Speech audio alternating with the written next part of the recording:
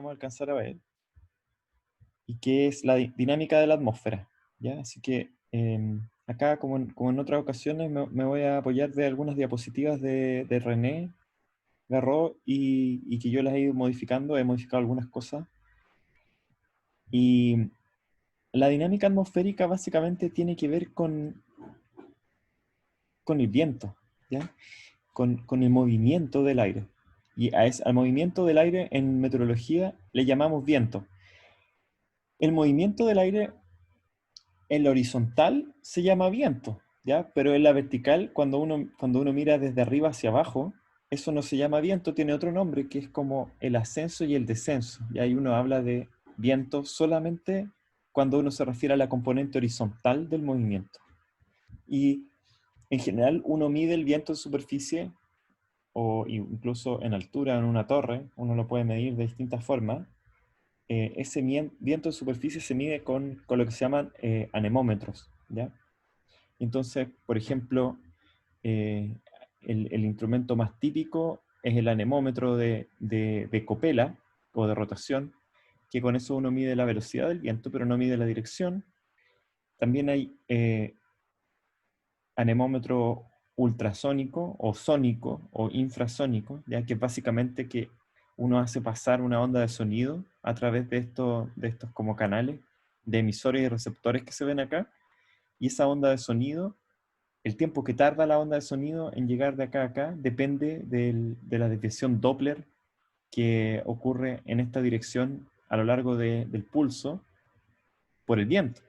Así que si uno tiene estos anemómetros desfasados de alguna forma inteligente, uno puede eventualmente medir el viento en las tres componentes, en la componente horizontal y vertical, haciendo uso de este anemómetro sónico. ¿Ya? Y las otras cosas son más típicas que ustedes las han visto seguramente cuando uno pasa por un puente, por ejemplo, cuando va al norte, uno ve las mangas de viento que indican la dirección del viento y un poco una idea también de la intensidad, ¿ya? De repente si la manga está como más suelta, significa que hay menos viento. Si la manga está estiradita, también incluso uno puede, hay unas estimaciones de la velocidad del viento que uno puede hacer con la manga. Cuán estirada está la manga indica también un poco la velocidad del viento. ¿Okay? Pero este es como el instrumento más típico, así luce el instrumento más típico que entrega la dirección y la velocidad del viento, que es un anemómetro de copela montado en el mismo eje con una veleta, ¿ya? Y la veleta es este elemento que tiene como una rotación, ¿cierto? Y tiene como una vela, y esa vela apunta en la dirección del viento, desde donde viene el viento, ¿sí? Y entonces la dirección del viento se designa siempre en meteorología como la dirección desde donde el viento está soplando o desde donde viene, ¿sí? Y por lo tanto, si el viento viene del norte, entonces uno habla de viento norte. Si el viento viene del sur, uno habla de viento sur. Pero más exactamente, uno tiene los 360 grados del compás. Y en esos 360 grados uno puede ser súper preciso y decir, por ejemplo, que el viento es de 120 grados. ¿Ya? Y eso significa que el viento es del sureste. Si el viento es de 0 grados, es del norte. Si el viento es de 90 grados, es del este. Si el viento es de 180 grados, es del sur. Si el viento es de 270 grados, es del oeste. Así que uno divide este cuadrante norte, norte, este, sur, oeste y norte de vuelta entre 0 y 360 grados. ¿Ya? Y ahí ustedes ven algunos ejemplos de cómo nombrar el viento con dirección. Entonces, por ejemplo, aquí ustedes pueden ver un reporte del tiempo. Este es un reporte del tiempo tomado de la página web de la Dirección Meteorológica, por ejemplo, que reporta el tiempo en un aeropuerto, en este caso el aeropuerto de Temuco, cada una hora. Y aquí ustedes pueden ver que hay una serie de otros parámetros que nosotros ya conocemos. Está el código que identifica la estación, la hora, la, la presión, la temperatura, el punto de rocío, la humedad relativa y la dirección y la velocidad del viento. Y la dirección está dada en esta convención de ángulos sexagesimales entre 0 y 360 grados. Y la dirección del viento se reporta con números enteros que simbolizan metros por segundo. Después está la visibilidad en kilómetros. Eso es importante en general en un aeropuerto. Ya uno dice 10 kilómetros. Fíjense que aquí hay un evento de niebla, por ejemplo. 0,2 kilómetros, es decir, 200 metros de visibilidad, un poquito. Y algún otro fenómeno también se reporta. Pero entonces, en la primera parte, fíjense, entre las 22 horas del día 16 y las 18 horas del día 16, o más bien al revés, entre las 18 y las 22 horas del día 16, hay viento débil del norte, ¿cierto? Entre 340 y 20 grados. Eso es más o menos norte, un poquito, este es un poquito noroeste, este es un poquito noreste. Pero antes de eso había viento del este, ¿ya? Y hubo un cambio así bien brusco, ¿cierto? Bruscamente cambió, estaba del norte, perdón, estaba del este y cambió al norte bruscamente a esta hora.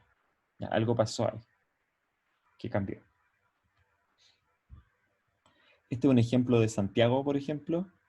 Y aquí está Santiago. Esto es Santiago. Difícil saber, ¿eh? Temperatura 18 grados. Uno pensaría que es Santiago en invierno, ¿ya? En general, el viento en Santiago, fíjense, durante el día, en general es del sur-oeste, ¿ya? Que sería esta dirección aquí en puntito. Están puestos acá los puntos. Y de repente, sobre todo en la noche, podría haber un poquito de viento del noreste, ¿ya? O del este, ¿sí? Pero en general durante el día es marcado que hay viento del sur-oeste. Ese viento del sur-oeste sobre Santiago y en general sobre prácticamente todo el valle central de Chile es como el régimen típico de viento debido a la brisa mar-tierra-montaña, si uno quiere, o valle-montaña, que es que se calienta la pendiente de la montaña y el aire empieza a subir hacia la pendiente andina y cruza la ciudad así, en dirección suroeste. Ya ese viento en general es mucho más intenso, fíjense que es mucho más intenso durante la tarde, la magnitud eh, es más intensa durante la tarde y parte siendo bien del oeste y como que se va desviando del oeste, se va desviando hacia el sur durante el día. Como que tiene un cierto cambio de dirección durante el día, desde el oeste hacia pasando por el suroeste y volviéndose cada vez más al sur a medida que va pasando el día. Esas son cosas como medias fenomenológicas del viento, ¿ya? Y tienen que ver con la observación y con la medición de esta cantidad, ¿ok? Entonces, en general, lo que sucede es lo siguiente, que cuando uno está en la Tierra, el viento es el movimiento de la atmósfera respecto del planeta. Pero el planeta está rotando, ¿ya? Así que el viento en realidad es la velocidad relativa de la atmósfera respecto del planeta. No es la velocidad absoluta de la atmósfera respecto al planeta, sino que es la velocidad relativa respecto al planeta. Esa velocidad relativa, entonces, es lo que llamamos el viento. Ah, me preguntaba Javier qué es lo que era STD. Y STD en realidad es la desviación estándar del viento. Es como para decir qué tan grande es el cambio de un segundo a otro o de un minuto a otro, ¿ya? Entonces, en general, la desviación estándar, por ejemplo, mientras más intenso el viento, en general es más pequeña la desviación estándar, y durante la noche, en donde el viento es más variable y es más pequeño, la desviación estándar es más grande, ¿ya? Así que, pero no tiene demasiada importancia en este contexto, ¿ya? Y entonces, cuando uno se refiere a los movimientos respecto de la Tierra, el viento siempre es este vector de desplazamiento respecto de la superficie terrestre, ¿sí? Así que es un vector de velocidad relativa. Y como buen vector de velocidad relativa, tiene varias componentes, ¿cierto? El viento ya dijimos que es el vector horizontal, Y en general uno ocupa un sistema de coordenadas en la Tierra, que son como coordenadas esféricas. ¿Ya? Aquí ustedes pueden ver cuáles son esas componentes de la coordenada esférica. Y los vectores unitarios son un vector y unitario, que apunta en la dirección este-oeste, un vector j unitario, que apunta en la dirección norte-sur, y un vector k unitario, que apunta en la dirección arriba y abajo. Ahora bien, este sistema de coordenadas cambia dependiendo de en qué lugar estoy de la superficie terrestre. Así que los vectores no son fijos, sino que son móviles. Por ejemplo, el vector k en el polo apunta en la misma dirección de la rotación terrestre, mientras que si yo estoy parado en el ecuador, el vector k, que sería el vector unitario vertical local, apunta en la dirección completamente perpendicular al eje de rotación. ¿Sí? Y el vector j siempre apunta yendo hacia el polo, ¿sí? Y el vector y siempre es perpendicular al vector j. Así que el vector y el vector j son mutuamente perpendiculares, junto con k también. Y este es como un sistema igual, un sistema de coordenadas esférico en realidad.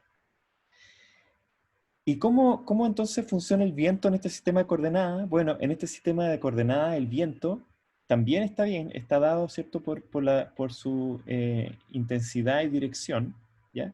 Pero aquí, en este sistema de coordenadas, el viento en realidad es la sumatoria de estas dos componentes, una componente a lo largo del eje este-oeste y otra componente a lo largo del eje norte-sur.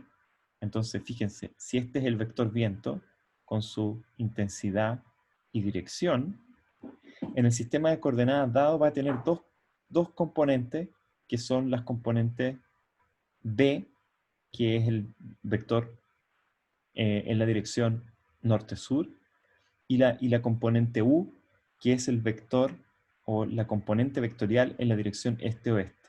Entonces, con estas letras se designa el viento este-oeste es U, con la letra B se designa el viento norte-sur. El vector U puede ser positivo o negativo, ¿cierto? Y el viento B también puede ser positivo o negativo. Si el viento U es positivo, entonces es viento del oeste. Si es negativo, es viento del este. Si B es positivo, es viento del sur. Si B es negativo, es viento del norte. Y a la dirección o a la componente U del viento se le llama la componente zonal del viento. Y a la componente B del viento se le llama la componente meridional del viento o la componente norte-sur, pero se ocupan esas palabras, zonal para referirse a este-oeste y meridional para referirse al norte-sur. Y finalmente hay una dirección también vertical, ¿cierto? Que esa es la componente vertical, pero no del viento, sino que la componente vertical del movimiento, ¿ya? Y ahí uno hace la salvedad de que el viento es solamente la componente horizontal, ¿ya? Así que, y uno puede pasar de estos grados, obviamente de estos grados sexagesimales y de la intensidad del vector, puede pasar de las componentes U y B a estas componentes de grados y de magnitud, ¿cierto? Fácilmente, porque básicamente como esto es un vector, ¿cierto? Nosotros sabemos que, por ejemplo, la magnitud del vector resultante va a ser simplemente la raíz cuadrada de las componentes al cuadrado. ¿Ya? Que eso es fácil de demostrar. Y el ángulo también está relacionado a través de las funciones trigonométricas, así que el ángulo en grados es el arco tangente de B partido por U. Fácil de comprobar, ¿ya? No requiere demasiadas demostraciones.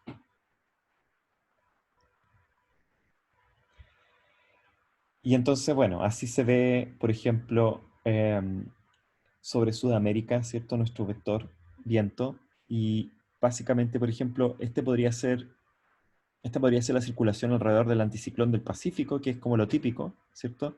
Si el viento sopla desde el suroeste acá, ese sería el vector viento, y después como que hace una curva, ¿cierto? Y empieza a tomar una dirección más sur. En este punto en particular, por ejemplo, el viento tiene U positivo y B negativo, perdón, y B positivo. Los dos son positivos, ¿cierto? Porque básicamente B es positivo, es viento del sur, y U es positivo, es viento del oeste.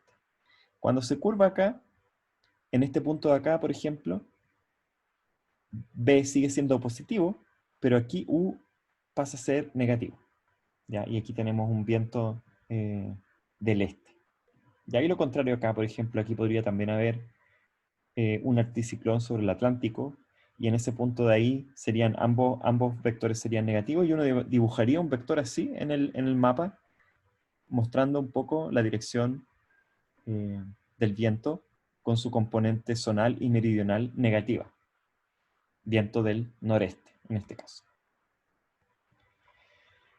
Y esta es una manera de representar el viento en mapas, ¿ya? Es una manera de representar el viento en mapas. Es ocupar vectores, ¿ya? Esta es una manera. Entonces uno pone los vectores acá y uno dice, ok, aquí está el vector viento. El tamaño del vector indica qué tanta velocidad en metros por segundo hay de viento. Entonces ustedes se fijan, aquí hay unos vectores bien grandes, pero aquí, por ejemplo, hay unos vectores chiquititos. ¿Ya? Eso indica que, por ejemplo, que el viento es más intenso en el océano que en el continente. Pero también uno puede, y esto es bien común también, uno puede directamente mostrar el viento como una barba que se llama. Y la barba consiste en lo siguiente. Bueno, aquí queda claro, ¿cierto? Que el viento viene desde allá, ¿cierto? Es como que la punta de la flecha de los vectores indica hacia dónde va el viento, ¿ya? Así que desde dónde viene, esto por ejemplo, ese de ahí es un viento norte, ¿cierto? Y este viento sureste, si uno quiere un poquito. Aquí hay viento del oeste, acá en la zona del sur, de la zona austral de Chile y Argentina, ¿sí? Las barbas, por otro lado, son como las veletas. Entonces, por ejemplo, acá la puntita de la barba indica hacia dónde va el viento. Es como un poco al revés de los vectores. Y todas esas rayitas indican la velocidad del viento en nudos, ¿ya? Entonces, esta es una convención también media meteorológica que se ocupa todavía en las cartas del tiempo, que consiste en lo siguiente. Por cada 10 nudos yo pongo una rayita, ¿ya? Y si tengo 5 rayitas las puedo cambiar por un triangulito. Entonces ese como triangulito o banderita ahí negra equivale a 50 nudos. Cada una de las rayas vale 10 nudos y también uno puede dibujar la mitad de una raya, ¿ya? Y la mitad de una raya corresponde a 5 nudos. Entonces, por ejemplo, un símbolo así como el que se ve acá corresponde a viento del oeste a 75 nudos en ese punto. Y aquí, por ejemplo, uno tiene un viento del noreste de 25 nudos. Aquí tiene... Profe, los nudos se refiere a la velocidad náutica, como la velocidad náutica que se usa. Sí, sí, exactamente. En las barbas se ocupan las unidades náuticas.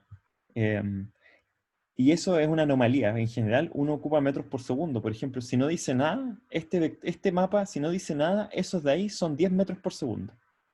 ¿Ya? Eso es lo que uno debiera suponer. Pero en las barbas, curiosamente, se mantiene la tradición náutica y aquí son todos nudos. El viento está en nudos.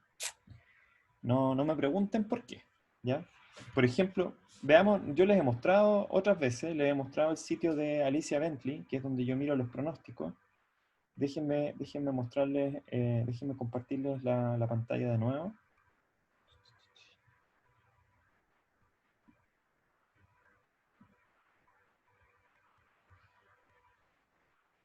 Por ejemplo, em, claro, fíjense, este es nuestro pronóstico para hoy día. Y aquí está el viento eh, en superficie, el viento a 10 metros, en barbas y en nudos, ¿ya? Así que siempre hemos tenido esto acá, por ejemplo, como una referencia en el mapa. Entonces podemos hacer como un poco de zoom, ven el zoom, ¿no? Aquí, por ejemplo, se ve viento de 30 nudos acá, alrededor de esta baja. El viento está soplando así, ¿cierto? Aquí hay 25 nudos acá abajo, 25 nudos desde el este, y aquí hay 30 nudos desde el oeste, y aquí hay 15 nudos desde el norte, ¿ya? Y veamos, por ejemplo, si nosotros fuéramos a experimentar viento más intenso, continuando en el pronóstico. Y claro, a medida que la baja se va acercando hacia el continente, va siendo más posible encontrarse con vientos intensos, por ejemplo, cerca del continente. Aquí tendríamos 20 nudos alrededor de esta baja. Y a mí, la verdad, siempre se me olvida cuántos son los nudos.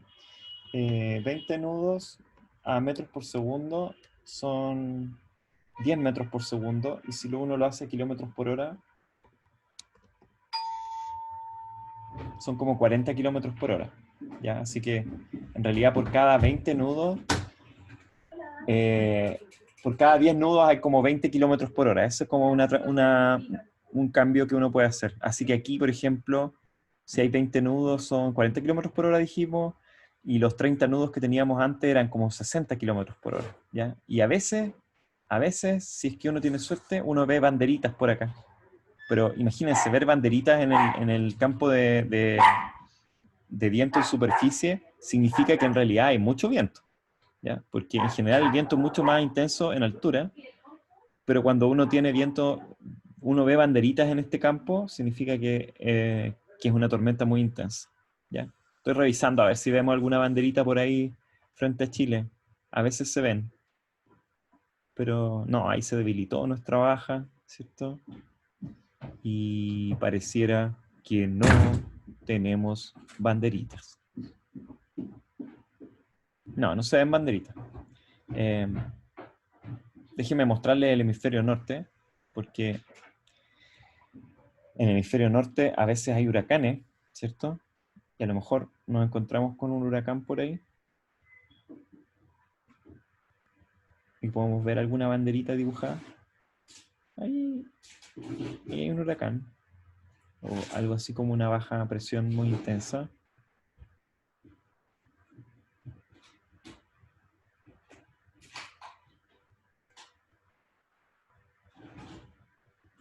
No, pero tampoco.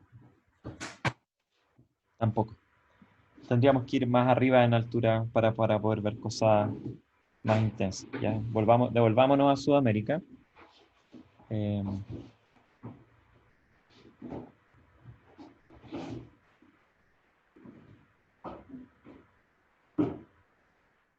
me voy a devolver un poco a Sudamérica y voy a cambiarme de mapa también para que miremos un poco más arriba en altura. Ustedes van a ver cómo el viento es más intenso en altura.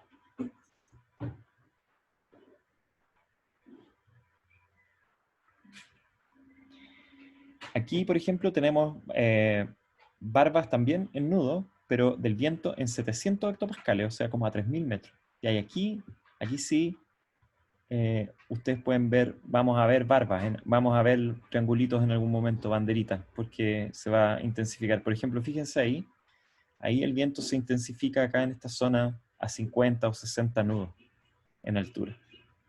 ¿Ya? Y también ahí vamos haciendo pasar este campo de agua precipitable, mostrando cómo puede llegar el vapor de agua a la zona central.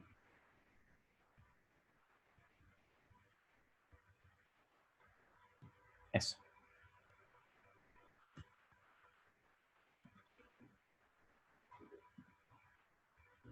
Déjenme volver a compartir la presentación.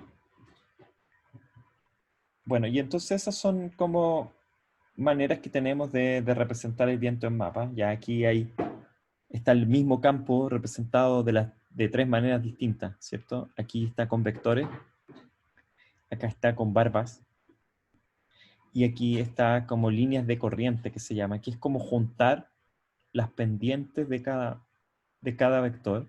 No son trayectorias realmente, porque si fueran trayectorias, serían trayectorias si es que el campo fuera estacionario, si es que estos vientos fueran constantes, pero estos vientos no son constantes, por lo tanto, cuando el aire llega de acá a acá, ya va a haber cambiado el viento. Así que son como líneas, las líneas de corriente son como trayectorias, pero instantáneas. ¿Sí? Así que uno no debería interpretarlas propiamente como trayectoria. Las radiosondas también nos entregan viento en altura, ¿ya? Y nos entregan el viento también como barbas, de nuevo. ¿Se fijan? Y también en la misma convención de los nudos, uno puede ver, por ejemplo, esta sería la estación de Santo Domingo para el 16 de mayo del 2012. Y se fijan, acá se intensifica el chorro en altura y puede uno llegar a tener vientos de 80 metros por segundo. ¿Ya? vale la pena que veamos, por ejemplo, lo que pasa hoy día, ¿ya? Entonces, déjenme compartirles, déjenme compartirles de nuevo el navegador. Me gustaría...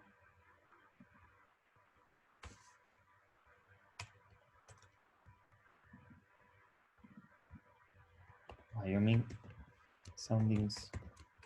Esta es la página de la Universidad de Wyoming, donde uno puede bajar los sondeos. Entonces aquí, por ejemplo, voy acá, ¿cierto? Miro Sudamérica y lo miro como un SQT. Y hago clic sobre Santo Domingo.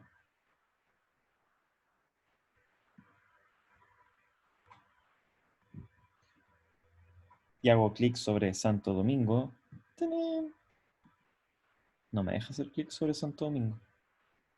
85586.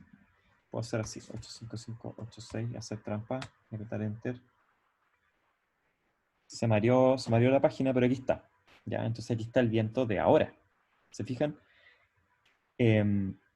Estamos bajo condiciones de lo que se llama una baja costera, en donde está despejado porque básicamente hay una componente del este del viento que en niveles bajos que se ve súper clara acá, bajo los 900 hectopascales. Se fijan que hay viento del sur, pero con una pequeña componente del este. Después ese viento se cambia al oeste, como a 700 hectopascales, y después empieza a ser norte y se intensifica bastante en altura. ¿Ya? Así que uno siempre puede revisar el viento.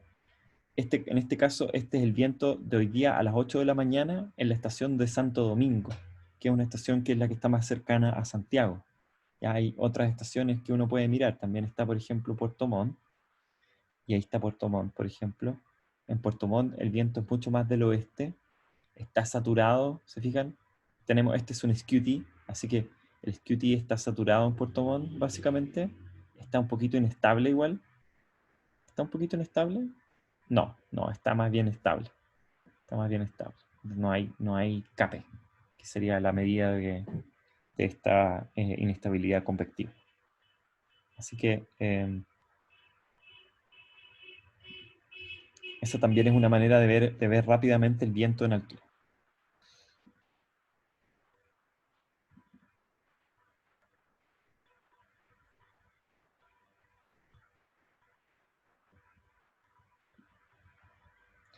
Ok, entonces tratemos de entender un poco por qué el viento es como es en la atmósfera terrestre. ¿Ya? Ese es un objetivo también de esta parte del curso. ¿Ya? Y hasta el momento nosotros hemos hablado varias veces del viento y hemos dicho que es importante, pero no hemos dicho cuáles son las causas ni las consecuencias de tener este viento en superficie. Y aquí hay cosas importantes que hay que aprender, ¿ya? Y se requiere un poco de desarrollo. Entonces aquí hay unos apuntes tomados de, de este caballero que se llama de Swart. Y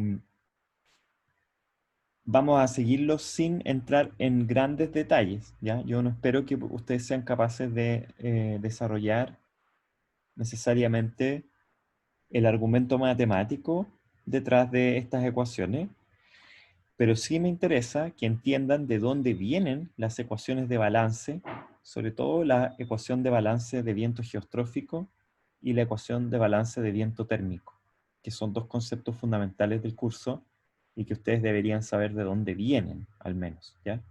No es parte del curso que ustedes dominen toda la matemática que está involucrada en la derivación de estas ecuaciones, ¿ya? Eso sí que necesito así que no se asusten de que esto se ve súper enredado, ¿ya? Entonces, veamos de qué se trata.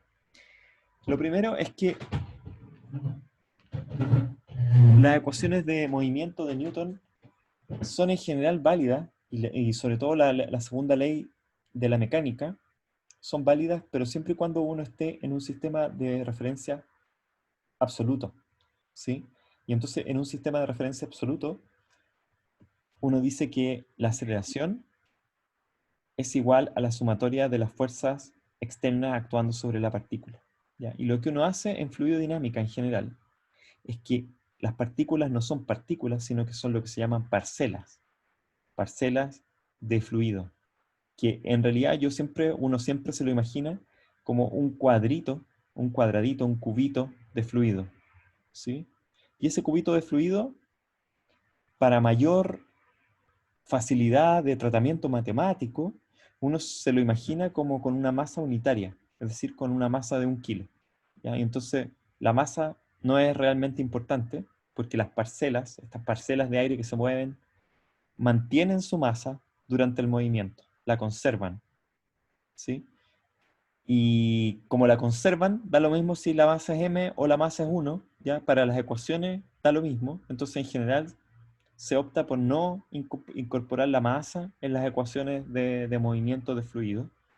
Y así es como ustedes ven que la primera ecuación en realidad es que la aceleración, en vez de la masa por la aceleración, ¿cierto? La aceleración es igual a la sumatoria de las fuerzas, porque en realidad uno dice que en realidad en las fuerzas está acá las fuerzas por unidad de masa, ¿sí? Entonces, si yo tengo la gravedad, que la fuerza de gravedad es m por g, entonces en realidad lo que anoto acá nomás es g, que es la fuerza por unidad de masa. Y así lo hago con todas las fuerzas, y en ese caso escribo la ecuación así nomás, como si fuera por unidad de masa. ¿Ya? ¿Qué significa ese operador de A de t? Ese operador de A de t es la derivada siguiendo a esta parcela de aire, pero en coordenadas absolutas. ¿Ya? Así que si yo tomo una masa de fluido y lo sigo en su movimiento que vaya a tener un fluido, que puede ser un movimiento súper raro, puede ser caótico, puede ser derecho de un lugar a otro, etc. El cambio, o la tasa de cambio de la velocidad absoluta de esta parcela con respecto al tiempo es la aceleración. Y eso es igual a la sumatoria de las fuerzas. Eso es simplemente aplicar la ley de Newton. ¿Ya? Ahora, el problema con eso es el siguiente, que en la Tierra no tenemos un sistema de referencia absoluto, tenemos un sistema de referencia relativo. ¿Sí? Y el sistema de referencia relativo es uno que rota. Es uno que rota, en particular rota con una cierta velocidad de rotación que uno la llama omega y que es un vector. Y ese vector omega apunta en la dirección K, ¿ya? O saliendo del polo norte, si uno quiere. Saliendo del polo norte está ese vector de rotación y por lo tanto respecto del plano local, la rotación terrestre va a ser paralela al plano vertical local en el polo o va a ser perpendicular al plano vertical local en el ecuador. En el ecuador la rotación terrestre está completamente desalineada, ¿cierto?, de la vertical local o es completamente perpendicular a la vertical local. ¿Ya? Así que lo que uno dice acá es que este viento, ¿cierto? Este viento absoluto, ¿cierto? Es el cambio absoluto de la posición con respecto al tiempo, ¿sí? En este sistema de referencia absoluto. Y por eso le ponemos una A chiquitita ahí. Pero, ojo, ese no es el viento. Ese no es el viento. ¿Por qué? Porque el viento es el vector de desplazamiento de la parcela, pero no respecto del sistema absoluto, sino que respecto del sistema relativo, en donde el sistema relativo está girando con una cierta velocidad angular omega. Es decir, este sistema prima, ¿cierto? Son los ejes en el sistema de rotación que es solidario con la Tierra, con la rotación terrestre, y los ejes sin prima son el sistema absoluto. En el sistema absoluto, esta es la velocidad del viento absoluta, o la velocidad de la parcela en términos absolutos, y en el sistema relativo, esta es la velocidad o el cambio de la posición en el sistema relativo, y eso sí es el viento. ¿Ya? ¿Cómo se relacionan el uno con el otro? Bueno, se relacionan de la siguiente forma. El vector velocidad absoluta es igual a la velocidad relativa más la velocidad del sistema de referencia. Ahora, la velocidad del sistema de referencia es súper fácil porque como está rotando solamente y con una velocidad angular constante, ese es el único movimiento que consideramos en este caso para la Tierra, la velocidad del sistema relativo respecto del sistema absoluto es simplemente omega cruz r, donde r es el vector posición, ¿sí? Dependiendo de dónde esté uno, ¿cierto? La velocidad relativa va a ser mayor o menor. Mientras más lejos está uno del centro de la Tierra, obviamente, la velocidad va a ser mayor. ¿Ya? Y mientras más... y si es que yo estoy, por ejemplo, parado en el polo, si estoy en el polo norte en particular, en el eje del polo, no va a haber velocidad relativa respecto del eje de rotación, porque el eje va a estar completamente perpendicular, paralelo, perdón, al eje absoluto, ¿cierto? En el polo uno no está girando respecto de la Tierra. Bueno, sí, está girando, ¿cierto? Pero el eje está girando, así que en realidad no hay un cambio de velocidad. El eje está en la misma posición en el sistema relativo y en el sistema absoluto. Distinto el caso de que uno esté en el ecuador. Así que se obtiene esta primera ecuación que relaciona la velocidad en el sistema absoluto con la velocidad en el sistema relativo, el viento, más ese omega cruz r. Ahora, esto es verdad, fíjense, que esto es verdad para cualquier vector. Esto es verdad para cualquier vector, ¿ya? En particular, uno podría reemplazar esto, bueno, obviamente, perdón, si uno toma la derivada de esto, ¿cierto? Si uno toma la derivada de esto, no, nada que ver, nada que ver. Si uno reconoce los términos acá, uno se da cuenta que esta es la derivada del sistema absoluto de R, es igual a la derivada en el sistema de referencia, más omega cruz R. Ahora, R en esta ecuación es cualquier vector, es un vector mudito. Así que uno, en vez de ocupar R acá, que es el vector posición, uno podría ocupar cualquier otro vector. Y entonces uno, por ejemplo, podría escribir aquí U sub A, que sería la velocidad en el sistema absoluto.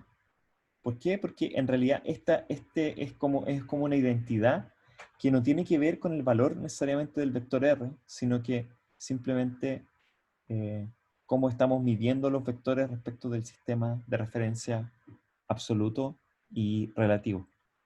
Así que, como ese vector R puede ser cualquiera, si es que uno pone U sub A acá, entonces uno obtiene que la aceleración en el sistema absoluto de la velocidad absoluta es igual a la aceleración de la velocidad absoluta en el sistema relativo más omega cruz, la velocidad absoluta.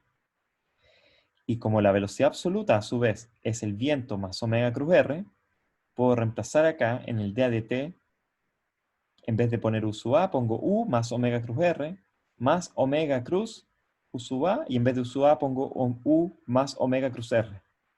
Con lo cual obtengo que la aceleración en el sistema absoluto es igual a la aceleración de la velocidad relativa en el sistema relativo más 2 veces omega cruz U más omega cruz R. ¿Lo ven eso?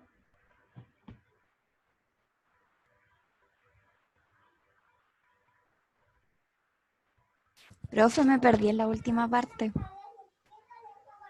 La última parte es simplemente darse cuenta que es distributivo aquí el producto cruz, entonces aparece un omega cruz U acá y un omega cruz R.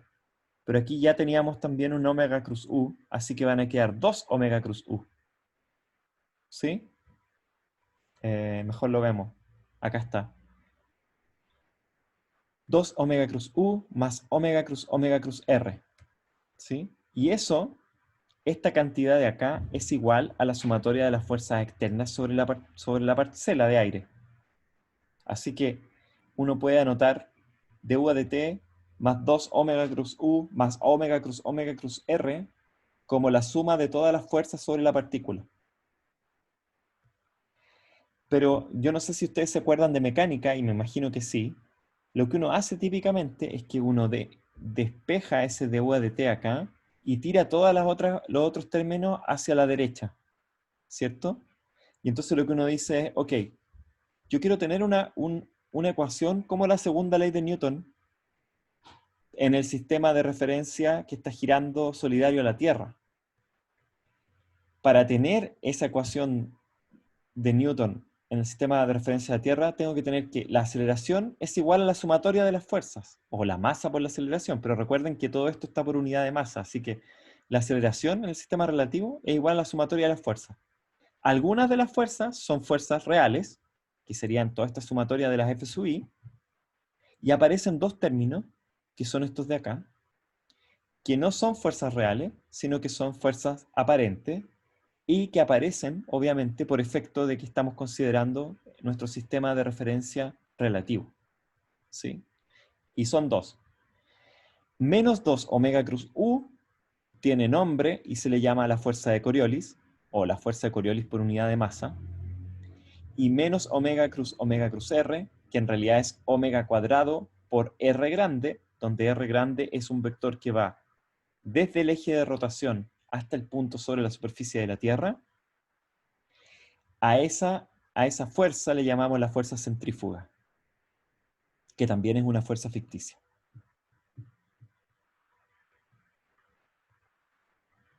¿Se ve?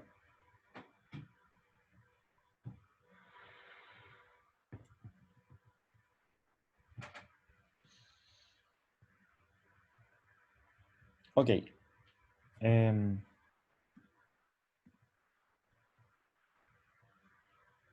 Sí dice la Javiera y sí dice la Nicole. Ya, si ellas dicen que sí, seguimos. Y entonces,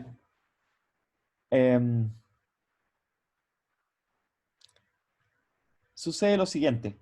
La fuerza centrífuga tiene dos componentes. Tiene una componente a lo largo de la tangente, si uno quiere, a la superficie terrestre. ¿Se la imaginan o no? Porque es una fuerza que está saliendo acá.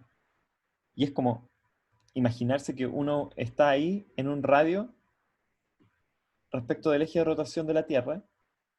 Y el giro de la Tierra hace que uno esté como en una especie de círculo, como si uno fuera una pelotita que está girando en torno al eje de la Tierra y tiene una fuerza que lo tira hacia afuera, ¿cierto? Esa es la fuerza centrífuga, que es la misma de siempre, la misma de mecánica. Esa fuerza centrífuga nunca se escribe explícitamente porque lo que se hace es que la gravedad real va hacia el centro de la Tierra, pero la Tierra no es una esfera, sino que es más bien un obloide o un esferoide. Y ese esferoide tiene esta característica de ser achatado en los polos y tener como una especie de cintura en el ecuador. Y esa característica hace que en realidad el vector centro de la Tierra no es perpendicular a la tangente de la superficie terrestre, sino que está un poquito corrido.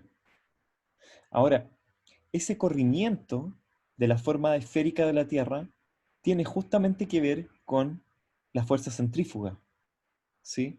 Si la Tierra girara más rápido, como la Tierra igual es viscoelástica, no es completamente rígida, si la Tierra girara más rápido, se achataría más en los polos y tendría más cintura en el ecuador. Si la Tierra no girara, quizás sería una esfera perfecta. Entonces, la forma de la Tierra no es independiente del giro de la Tierra y sucede que si uno suma la fuerza centrífuga con la gravedad real, con la gravitación real, uno obtiene un vector que no es exactamente igual a la gravedad real, no es exactamente igual a ese g asterisco, sino que es un vector g, y a ese vector g uno le llama la gravedad. Y la gravedad es la suma de la gravitación, que es una fuerza real, fíjense aquí hay una fuerza real, más esta fuerza ficticia, que es la fuerza centrífuga.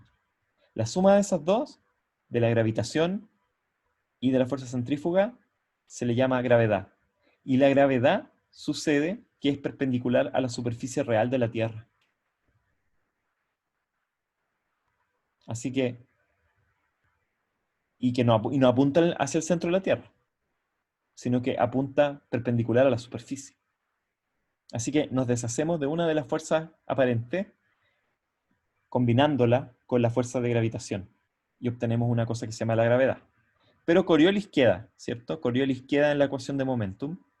Y entonces nuestra ecuación de momentum, ahora mirando las cosas desde un sistema de referencia en la Tierra, se escribe así: la aceleración relativa al sistema terrestre más una fuerza de Coriolis es igual a la gravedad más otras fuerzas reales.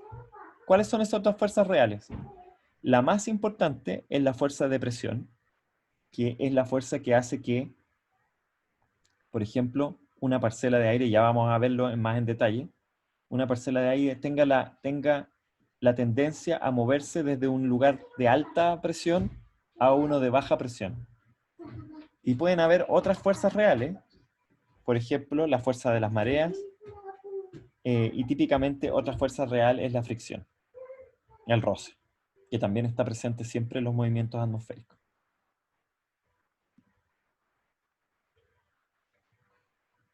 Bueno, y entonces, como les dije, la fuerza de Coriolis es este vector menos 2 omega cruz U, ¿sí?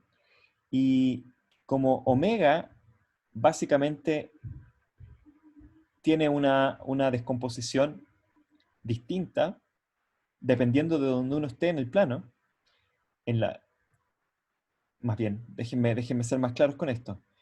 Omega tiene distintos valores dependiendo del lugar sobre la superficie terrestre, ¿ya? Y uno puede siempre escribir omega como una descomposición en términos de estos vectores unitarios I, J y K, ¿ya? Y la descomposición de la fuerza de Coriolis en términos de estos vectores I unitario, J unitario y K unitario es esta que está acá, ¿ya? Entonces la fuerza de Coriolis tiene este valor, menos 2 omega coseno phi por W, que es la velocidad vertical, según I, menos 2 omega seno phi por V, según I. Ese E sub X es lo mismo que el I unitario de acá, ¿ya? Es el vector unitario en la dirección X. Y este es el vector unitario en la dirección Y, que más típicamente uno lo llama J más que E sub I. Y este E sub Z es el vector unitario K en la dirección vertical. Así que Coriolis tiene una componente en X, una componente en Y y una componente en Z. ¿Ya? Así que cuando uno lo junta, la fuerza de Coriolis depende de menos 2 omega, omega siendo la magnitud de la velocidad vertical, de la velocidad de rotación terrestre, por coseno de la latitud, que es ese ángulo phi de acá, por la velocidad vertical, más 2 omega por el seno phi por la velocidad meridional, según I, según J, 2 omega seno phi por la velocidad zonal, según K, 2 omega coseno phi por la velocidad zonal. Ahora, uno define con la letra F lo que se llama el parámetro de Coriolis, ¿ya? Y entonces, fíjense que estos términos de acá, el parámetro de Coriolis es 2 omega seno phi, y por lo tanto la fuerza de Coriolis va a ser F por V, según I acá, más este otro término, y según J, F por U, y según K, este otro término que depende del coseno. Ahora, este término en la vertical, en general, uno lo desprecia, ¿ya? Porque los movimientos en la vertical no son demasiado importantes en la atmósfera. Y este término de acá, el término azul, es más pequeño que los otros términos porque la velocidad vertical en general es mucho más pequeña que la velocidad horizontal. Y por lo tanto, cuando uno lo mete en los cálculos, no importa demasiado. Entonces, antes de explicitar esto como en ecuaciones, veamos un poco de qué se trata el efecto de Coriolis. Supongamos que yo parto acá con una partícula del polo sur y la lanzo hacia el norte, ¿ya? Y fíjense, yo soy ese observador fijo a la Tierra, que está ahí como a la altura de Arica, más o menos, mirando como alguien me lanza una pelota desde el polo sur. Cuando haya pasado un tiempo delta t y la pelota haya llegado a la posición del observador, dependiendo de la velocidad, por supuesto, puede ser que la pelota no le va a llegar al observador, porque lo que sucede es que como la Tierra está girando, el observador va a ver que en vez de venirle la pelota derecho a él, la pelota se está desviando hacia la izquierda por una fuerza misteriosa respecto de su propia observación, ¿cierto? El problema es que, claro, él no se da cuenta que él no es un observador fijo en el espacio, sino que él más bien es un observador que está rotando con la Tierra. Así que lo que él ve es que hay una fuerza misteriosa que está desviando hacia la izquierda la pelota, y cuando pasa el tiempo de t, en vez de llegarle a él directamente, a pesar de que la persona le tiró directamente la pelota se desvió hacia la izquierda. ¿Sí? Y entonces el observador ve que le mandan la pelota y se desvía hacia la izquierda. Si es que en vez de mandarle la pelota desde el polo sur, se la mandaran desde el norte, él vería al revés, que la pelota se desvió hacia la derecha. ¿Sí? Pasado un cierto tiempo delta t. ¿Ya?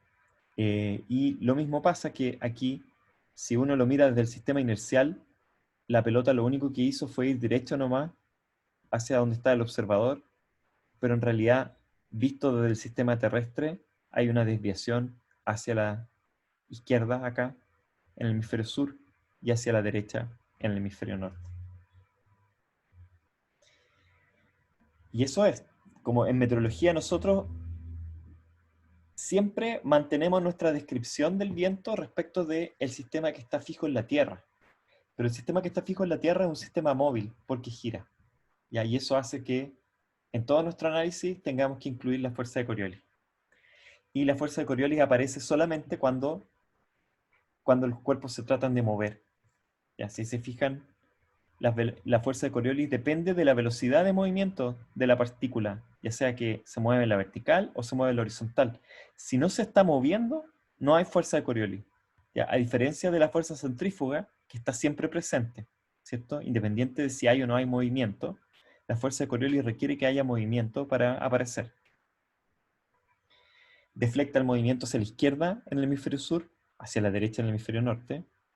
Su magnitud en el ecuador es 0 y es máxima en los polos, ¿ya? Y eso tiene que ver con este parámetro de Coriolis de acá. Fíjense que el parámetro de Coriolis se maximiza cuando el seno del ángulo es 1, y eso es justamente en la latitud de 90 grados, o de menos 90 grados, en donde esto es menos 1, y es 0 cuando la latitud es 0, es decir, el parámetro de Coriolis es 0 en el ecuador. Como está Román ahí, estás Román tú nos puedes decir cómo se pronuncia Coriolis realmente en francés.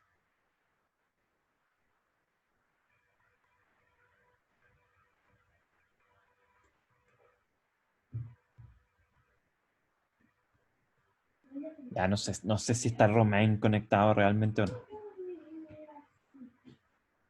Si escucha esto desde el más allá, nos puede pronunciar Coriolis para nosotros, que seguramente no es como lo estoy diciendo. Sí, profe, estoy aquí. Sí, cómo se dice Coriolis, Romain? ¿En francés? ¿Sí? Coriolis también. Ah, ya. Y se pronuncia la S al final igual. Sí, Ok. Yo creo que yo nunca lo había escuchado así. Bueno aclararlo, es Coriolis. Ya ahí es, y el parámetro Coriolis es en homenaje a Gustave Coriolis, que es un ingeniero francés científico, que fue el que desarrolló la teoría de la rotación terrestre eh, para algunos fluidos geofísicos. En general, en realidad, él no lo hizo para los fluidos geofísicos, lo hizo para el movimiento pendular. Y bueno, entonces la fuerza de Coriolis no es constante en la latitud, sino que depende de dónde estemos en la Tierra. Es máxima en los polos, es 0 en el ecuador. ¿ya? Y también, aparte de depender de la rotación terrestre, depende de la velocidad del objeto. ¿Ya? Mientras más rápido va el objeto, también mayor es la velocidad que va a aparecer producto de Coriolis. Bueno,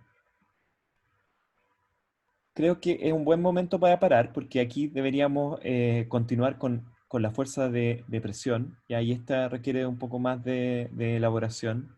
Así que seguimos el próximo lunes con fuerza de presión y vamos seguramente vamos a llegar a una parte importante de dinámica que es el balance de vientos geostróficos.